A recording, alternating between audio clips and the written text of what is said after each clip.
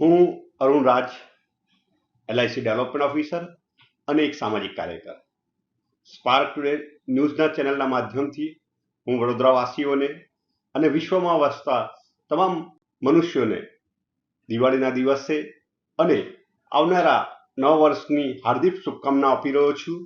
સાથે આપ સૌના જીવનમાં ખૂબ જ આનંદ ઉલ્લાસ બની રહે, તંદુરસ્તી અને મનને શાંતિ મળે તેવી શુભકામનાઓ પાઠવું છું.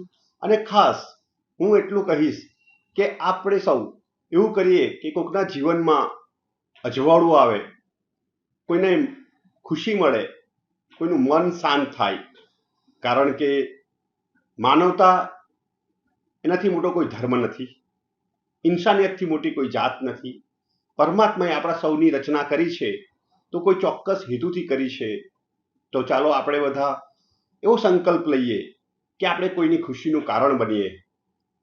કારણ કે ઉમ્ર ગુજર ગઈ खुशियां बटोरते बटोरते, उम्र गुजर गई खुशियां बटोरते बटोरते, अब जाके पता चला है खुशियां तो बांटने से मिलती है, खुशियां तो बांटने से मिलती है.